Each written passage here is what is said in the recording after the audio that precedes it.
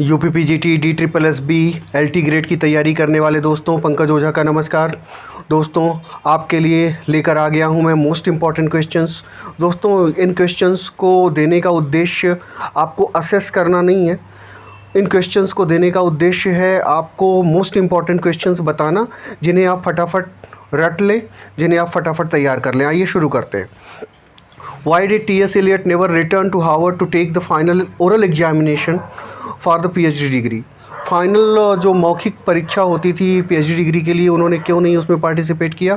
क्योंकि answer is world war first intervened. पहला विश्व युद्ध शुरू हो गया था, उन परिस्थितियों में वो ओरल एग्जामिनेशन नहीं दे पाए, हार्वर्ड नहीं जा पाए। नेक्स्ट क्वेश्चन दोस्तों, what is the full name of Dickens? Charles John Huffam Dickens इनका फुल नेम था। आप देख लीजिए दोस्तों, स्क्रीन पे आप देख सकते हैं इनका फुल नाम, जो पूरा नाम है, याद रखिएगा।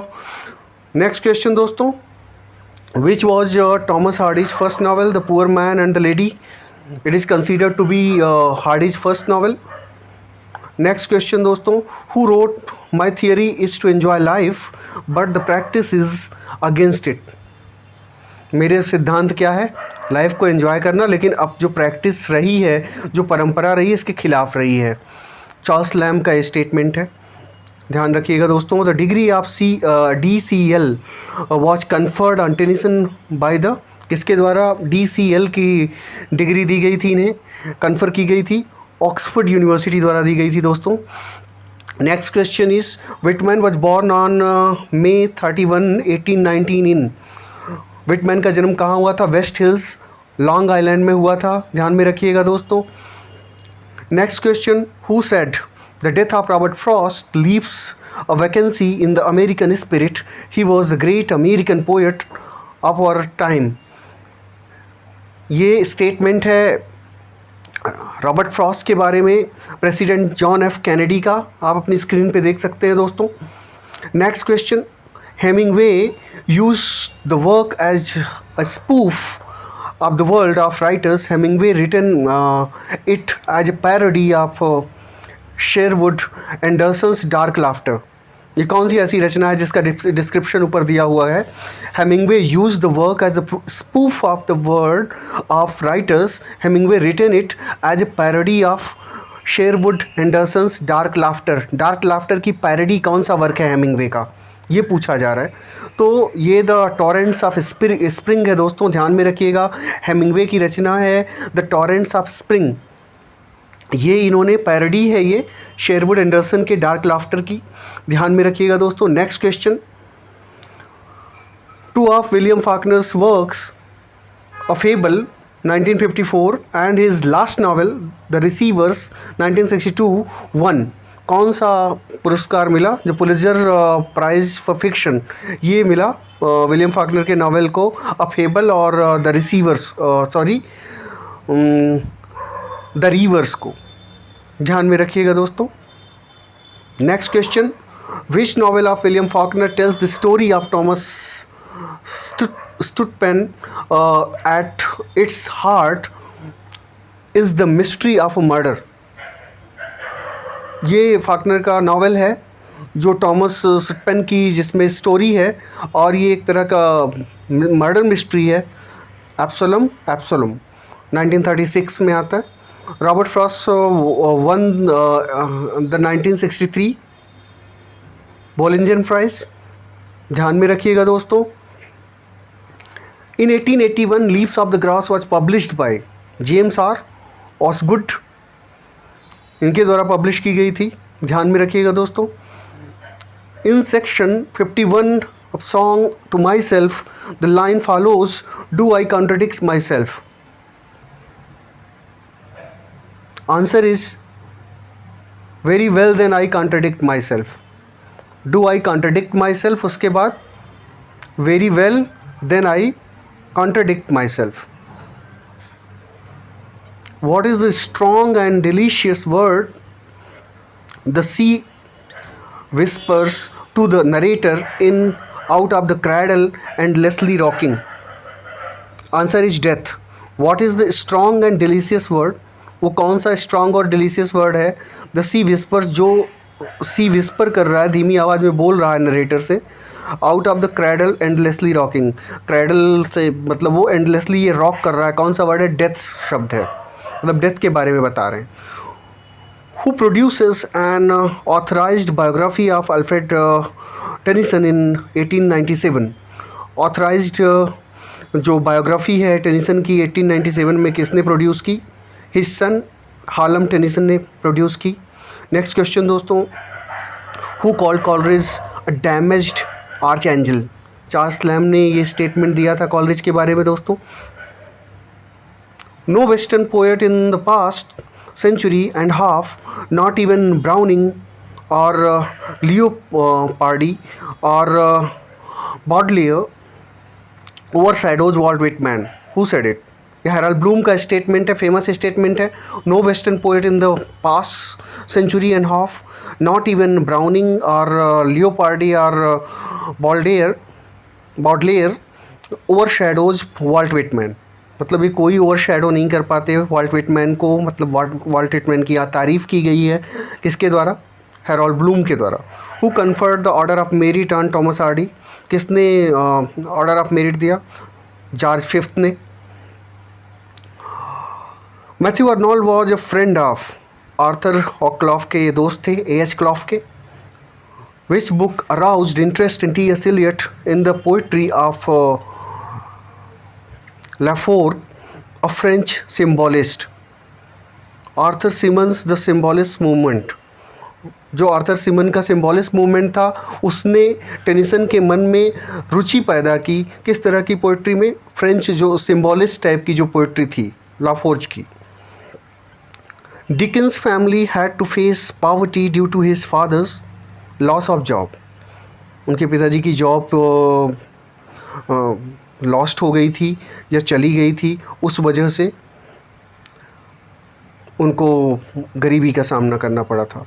नेक्स्ट क्वेश्चन दोस्तों, the most substantial fruit of Matthew Arnold's professorship were the 3 lectures on translating Homer. On translating Homer, the most substantial fruits of Matthew Arnold's professorship were the 3 lectures. क्या थे? On translating Homer. Dickens' father was arrested and sent to debtor jail में भेजे गए इनके पिताजी Dickens के। Eliot is often charge with obscurity. Eliot पे हमेशा चार्ज क्या लगता है? ऑब्सक्योरिटी का। ऑब्सक्योरिटी मीन्स दोस्तों बताइएगा कमेंट में। T.S. Eliot took special interest in the philosophy of। T.S. Eliot ने जो पतंजलि का जो दर्शन था उसमें खास रुचि दिखाई थी। In 1883, William Gladstone, Prime Minister of England, offered Matthew Arnold yearly pension of 250 pound की पेंशन ऑफ़र की गई थी। विलियम ग्लैडस्टोन उस समय जो इंग्लैंड के प्राइम मिनिस्टर थे उनके द्वारा मैथ्यू अर्नोल्ड को। Who acknowledged that Lamb had succeeded as a writer not by confronting to the spirit of the age but in opposition to it। Hazlitt का statement है कि जो लैम्ब को जो सफलता मिली वो उस समय की स्पिरिट को फॉलो करने से नहीं, जो उस समय का चलन था उसे फॉलो करने से नहीं, बल्कि उसके विरोध में जाने से मिली। ये हैजलिट का स्टेटमेंट है। Who said I do not think that since Shakespeare there has been such a master of English language as I. Alfred Tennyson ने ये स्टेटमेंट दिया था अपनी प्रशंसा में। In which year did Hemingway win the Nobel prize in literature. ये 1954 में old man and the sea के लिए मिला। LT वाले खास कर ध्यान दें, GIC लेक्चरर वाले खास कर ध्यान दें चूँकि ये चीज़ें सिलेबस में हैं। When was Ernest Hemingway's first novel published. It was first published in 1926। The sun also rises नाम है। In which year did Hemingway win the Pulitzer prize for fiction. 1953 में मिला the old man and the sea के लिए। The first prime minister of India Jawaharlal Nehru had kept a book of dash close to him towards his later years, even at his bedside table as he lay dying। ये Robert Frost की जो book है उसको ये अपने पास रखते थे। Even जो मरते वक्त भी इनके पास में ही मिली, इनके बगल में मिली, वो रॉबर्ट फ्रॉस्ट की बुक थी। Walt Whitman died on March 26, 1892 में इनकी डेथ हुई। He died at Mickle Street on March 26 and was buried on March 30, 1892 in Harley Cemetery, Camden, New Jersey। ये ध्यान में रखिएगा दोस्तों, स्क्रीन पे आपके विजिबल है। On May 15, 1855, Walt Whitman took out the copyright on the first edition of Leaves of Grass, which contained 12 untitled poems and a preface। फिर से देखिएगा दोस्तों, in May 15, 1855 Walt Whitman took out the copyright on the first edition of Leaves of Grass which contain, first edition जो क्या contain करती थी, 12 untitled poems थी और एक प्रीफेस था, ये ध्यान में रखिएगा।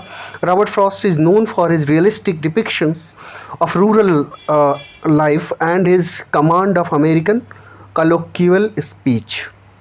ध्यान में रखिएगा, रॉबर्ट फ्रॉस्ट को एक रियलिस्टिक डिपिक्शन करते थे रूरल लाइफ का, और उन्हें किस चीज़ में कमांड था, कलोक्यूअल स्पीच पे। कलोक्यूअल का क्या मतलब होता है, इसका मुझे सिनोनिम बताइएगा आप कमेंट में।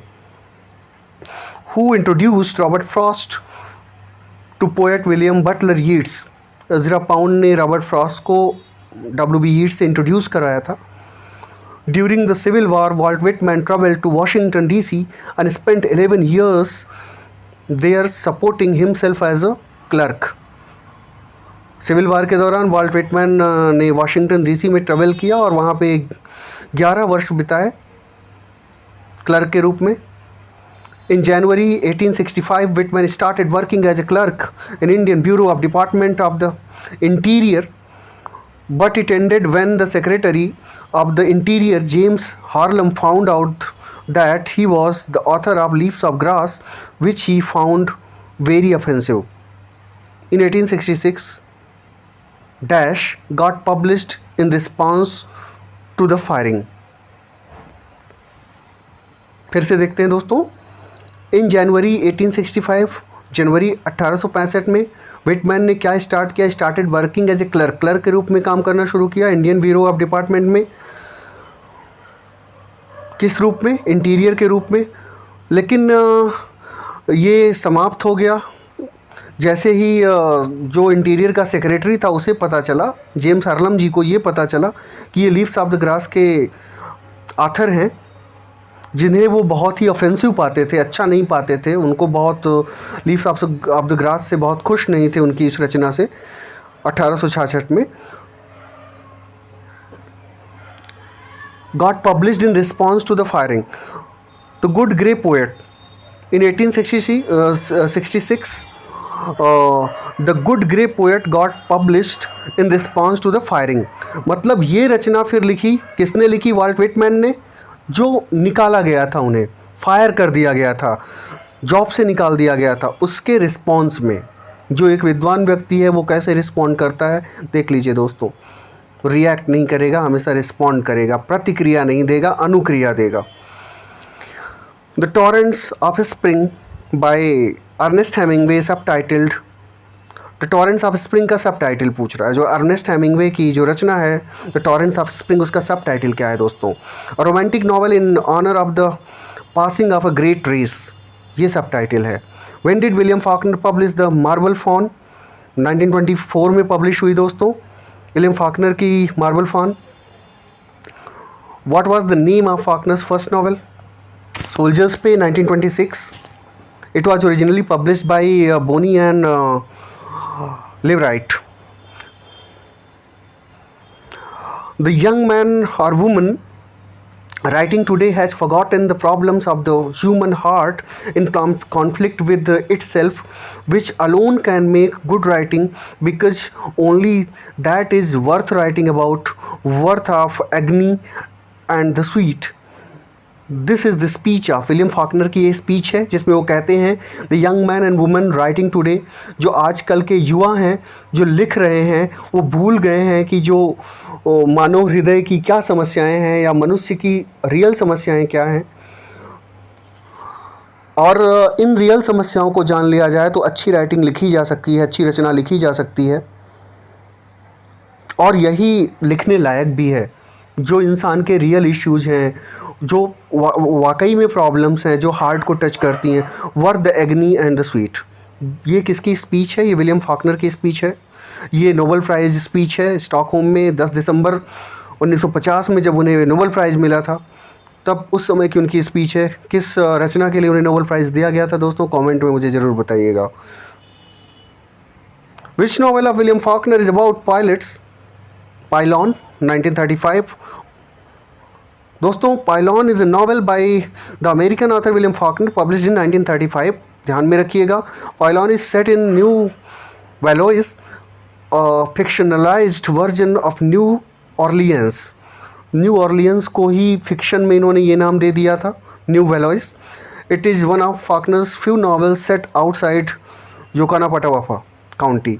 ये कुछ नॉवेल हैं जो योकानापटावापा काउंटी के जो बाहर सेट किए गए हैं, बहुत कम नॉवेल्स में हैं जो कि यहाँ सेट किए गए हैं, इस जगह पे सेट किए गए। नेक्स्ट क्वेश्चन दोस्तों, डिकिन वॉज बॉर्न एट? लैंडपोर्ट में जन्म हुआ 1812 में। एलियाना किसने लिखा? चार्ल्स लैम्ब की रचना है। एलियाना वॉज पब्लिश पॉस्ट्यूमसली, कब पब्लिश हुई? 1867 में। Dickens father John Dickens was clerk थे। What style of writing did Faulkner most frequently employ? कौन सी राइटिंग फॉकनर एम्प्लॉय करते हैं? Stream of consciousness. Stream of consciousness क्या होती है और ये कितनी मिलती जुलती है इंटीरियर मोनोलॉग से? दोस्तों आप मुझे कमेंट में ज़रूर बताइएगा। Hemingway's 1940 novel for whom the bell tolls is set during which war? Spanish civil war के दौरान। For whom the bell tolls, ये सेट, इसकी जो सेटिंग है स्पेनिश सिविल वॉर से है। प्रोटोगनिस्ट ऑफ द नॉवेल कौन है? रॉबर्ट जॉर्डन है। ध्यान में रखिएगा छोटी छोटी बातें। What role did Hemingway have when he was enlisted in world war first? जब इन्हें वर्ल्ड वॉर फर्स्ट में शामिल किया गया तो उनका रोल क्या था? एम्बुलेंस ड्राइवर थे। ध्यान में रखिएगा दोस्तों, वर्ल्ड वॉर में इनको क्या काम दिया? एम्बुलेंस ड्राइवर का इन्होंने काम किया। After world war first Hemingway took a job on which Canadian newspaper? किस कैनेडियन न्यूज़पेपर में इन्होंने जॉब की? टोरंटो स्टार में। Hemingway served as a Red Cross ambulance driver during world war first. In which country was he wounded? इन्होंने ambulance driver के रूप में काम किया। किस देश में ये घायल हो गए थे? इटली में घायल हो गए थे ये काम करते हुए। Alfred Tennyson's ambition to write poetry was to take the hiss out of the language. Alfred Tennyson's जो एम्बिशन थी पोइट्री लिखने की, वो क्या है? उसका उत्तर क्यों थी? To take the hiss out of the language means to avoid S sound wherever possible. ध्यान में रखिएगा। When Lilacs Last the Roar Yard Bloomed is about which US president? Abraham Lincoln के बारे में है। ध्यान में रखिएगा दोस्तों। Alfred Tennyson became curiously involved in the movement for Irish independence के लिए बहुत ही curiously involved थे, बहुत enthusiastically involved थे Alfred Tennyson. What best describes the poetry Whitman wrote? Free verse। Whitman की जो पोइट्री है उसको बेस्ट अगर डिस्क्राइब करना हो तो हम फ्री वर्स जानते हैं, वो फ्री वर्स के लिए फेमस है। At the start of crossing Brooklyn ferry the poet finds the crowds of men and women attired in usual costumes to be curious. फिर से देखते हैं दोस्तों। At the start of crossing Brooklyn ferry, ये जो रचना है crossing Brooklyn ferry, the poet finds the crowds of men and women. जो कवि को पता चलता है कि जो भीड़ है महिलाओं और पुरुषों की, वो क्या पहने हुए हैं, कौन से यूजुअल कॉस्ट्यूम्स पहने हुए हैं। टू बी, और किस लिए? क्यूरियस होने के लिए इन्होंने यूजुअल कॉस्ट्यूम्स पहने हुए हैं। Woman attired in the usual costume to be curious. Upon the return of Brooklyn in 1848 he founded a newspaper called. Brooklyn से लौटने के बाद 1848 में इन्होंने एक न्यूज़पेपर चलाया, उसका क्या नाम था? Weekly Freeman. ध्यान में रखिएगा दोस्तों। Robert Frost was nominated for the Nobel prize in literature. कितनी बार नॉमिनेट हुए Robert Frost? 31 times. William Faulkner one the Nobel prize in literature in 1949। किस रचना के लिए मिला था बताइएगा? नीचे देख ही लेते हैं हम। He got the Nobel prize for his powerful and artistically unique contribution to the modern American novel. William Faulkner received the Nobel Prize 1 year later in 1950. Announce 1949, मतलब 1949 ईयर का 1950 में मिला था, ये ध्यान में रखिएगा, don't be confused. Robert Frost poem fire and ice consist only of 9 lines. ध्यान में रखिएगा इनकी ये जो पोम है फायर एंड आइस, इनमें सिर्फ 9 लाइन्स हैं। Which novel of William Faulkner was publish in 1929? The sound and the fury, ये पब्लिश की गई थी 1929 में। Perhaps one of his greatest poems ever written, found in the leaves of the grass, contains these lines: and I know that the hand of the God is the elder hand of my own, and I know that the spirit of the God is the eldest brother of my own, and that all men ever born are also my brothers, and the women my sisters and lovers. ये song to my self की जो greatest poem है, जो found in the leaves of the grass की greatest poems में है, उसकी ये लाइनें हैं, ध्यान में रखिएगा। सॉन्ग टू माई सेल्फ बहुत ही फेमस लाइन्स हैं। Matthew Arnold was tutored by his tortured होना चाहिए था यहाँ पे शायद, नहीं ट्यूटर्ड सही है। Matthew Arnold was tutored by his clerical uncle John Buckland। ये ध्यान में रखिएगा, tutored by सही है ये। Who did Charles Lamb and his sister adopt? An orphan girl, Emma Izola। Whom did Charles Lamb and his sister adopt? किसको adopt किया था? एक जो अनाथ बच्ची थी एमा इजोला, उसे इन्होंने अडॉप्ट किया था। What is the more common English name for Paumanok Whitman's childhood home? Long island नाम था। एक ज़्यादा कॉमन जो इंग्लिश नेम है वो लॉन्ग आइलैंड था पॉमनॉक व्हिटमैन्स चाइल्डहुड होम का। पॉमनॉक का नेम फॉर पॉमनॉक व्हिटमैन जो इनका चाइल्डहुड होम था, उसका जो कॉमन नेम था वो लॉन्ग आइलैंड था पॉमनॉक को। Charles Lamb worked in accountants office in British East India Company for 33 years. इन्होंने काम किया था 33 साल तक। Matthew Arnold turn from verse to prose in 1860s में, ये वर्स से प्रोज की तरफ ये टर्न हुए। Matthew Arnold translating Homer is written by Matthew Arnold. After the assassination of President Lincoln, he wrote a poem containing the following lines: "The ship has weathered every wreck, the prize we sought is won, the port is near, the bells I hear, the people all exulting, while follow eyes and steady kneel, the vessel grim and daring." The title of the poem is O captain my captain.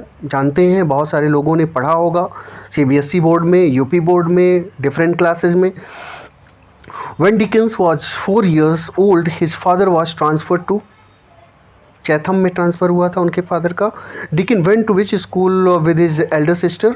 Giles school गए थे। Tennyson describe this poem as a little Hamlet. Which poem, कौन सी poem को little Hamlet इन्होंने कहा? In Memoriam को।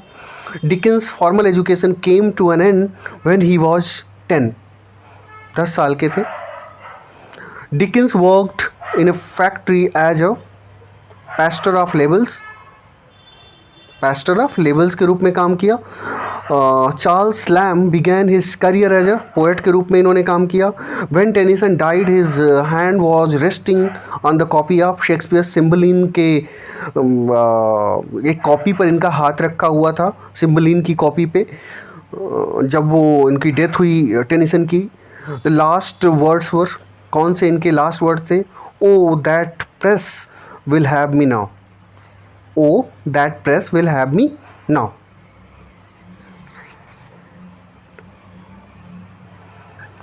Which college did Robert Frost attend? Dartmouth College. But for 2 months he got no degree from this college. ध्यान में रखिएगा, इस कॉलेज से इन्हें कोई डिग्री नहीं मिली। बस 2 महीने के लिए इन्होंने इस कॉलेज को अटेंड किया था रॉबर्ट फ्रॉस्ट ने। What was Alfred Tennyson's first collection of poems? Poems chiefly lyrical. इनका फर्स्ट कलेक्शन ऑफ पोएम है। Alfred Tennyson published his first collection of poems titled Poems Chiefly Lyrical in 1830। ध्यान में रखिएगा, 1830 में publish हुई थी। Alfred Tennyson's most celebrated poems, Claribel and Mariana, were included in the volume titled Poetry Chiefly Lyrical में नाम के volume में ये पोएम्स इनकी आई थी, Claribel and Mariana। On the inauguration of John F. Kennedy Robert Frost originally attempted to read his poem Dedication, which was written for the occasion, but was unable to read it due to the brightness of the sunlight, so he recited his poem The Gift outright from memory instead. फिर से ध्यान दीजिएगा दोस्तों, on the inauguration of John F Kennedy, Robert Frost, जो John F Kennedy का जो उद्घाटन हो रहा था, इनाग्रेशन हो रहा था, Robert Frost originally attempted to read his poem, उन्होंने अपनी पोएम को रीड करने का प्रयास किया। उस पोएम का नाम था, पोएम डेडिकेशन नाम था, और which was written for the occasion, जो कि उस ओकेजन के लिए जॉन एफ कैनेडी के इनाग्रेशन के लिए लिखी गई थी, but was unable to read it, वो पढ़ नहीं पाया due to the brightness of sunlight, बहुत ज़्यादा ब्राइटनेस, सनलाइट की ब्राइटनेस की वजह से वो नहीं पढ़ पाए। So he recited his poem, उन्होंने अपनी पोम को रिसाइट किया the gift outright from memory instead, ये ध्यान में रखिएगा। तो क्या he recited his poem the gift outright from memory instead, ध्यान में रखिएगा। Robert Frost won the second Pulitzer prize for collected poems in 1931 में इन्होंने जीता second Pulitzer prize for collected poems. Charles Lamb found Christopher Marlowe extravagantly offensive, इन्होंने Christopher Marlowe को extravagantly offensive पाया, बहुत ज़्यादा ऑफेंसिव पाया। What was the cause of Charles Lamb's death? एरिसिपल्स,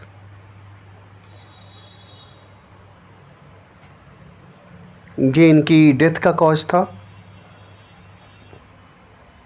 Which of Tennyson's works was described by T.S. Eliot as the most unapproachable of all his poems?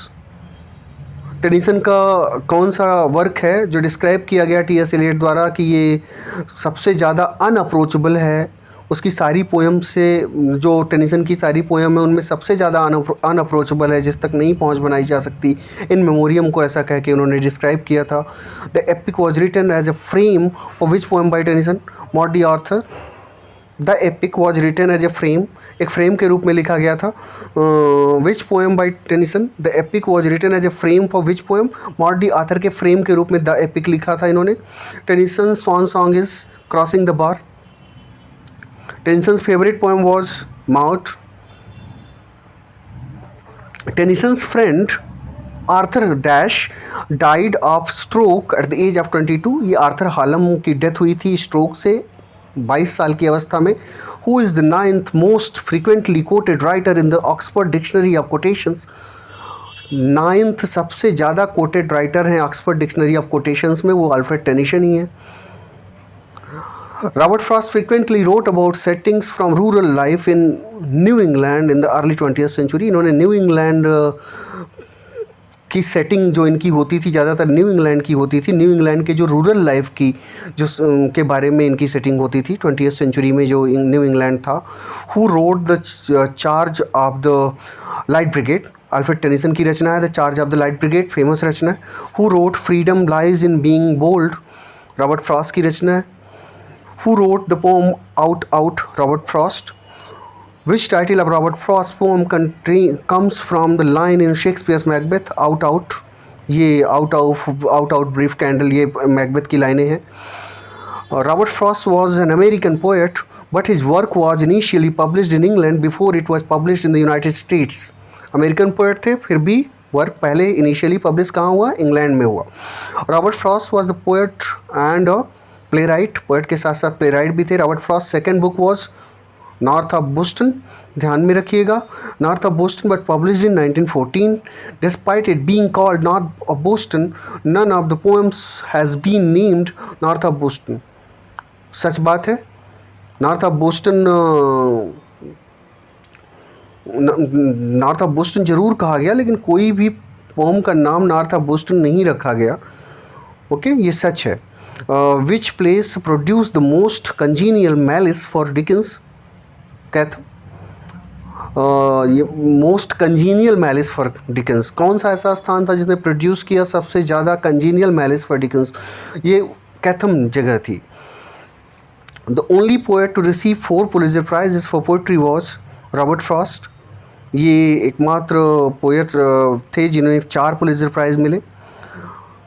Robert Frost's long philosophical poem is build soil, इनकी long philosophical poem है build soil, ध्यान में रखिएगा। तो दोस्तों ये जो सारे क्वेश्चंस हैं बनाए थे वसुंधरा ओझा ने, और इसे मैंने रीड किया आपके लिए, और इसलिए रीड ही सिर्फ किया, व्याख्या बहुत ज़्यादा नहीं की, क्योंकि आपके एग्ज़ाम्स बहुत नज़दीक हैं और फैक्ट्स जितने ज़्यादा मैं दे सकूं वो ज़रूरी है आपको देने। इस समय आपका रिवीजन कराना ज़रूरी है। और इसी के साथ ये क्वेश्चंस यहीं ख़त्म होते हैं। ये मोस्ट इम्पॉर्टेंट क्वेश्चंस हैं जो हम लोगों के अनुभव की दृष्टि से ध्यान में रखिएगा दोस्तों। Thank you very much.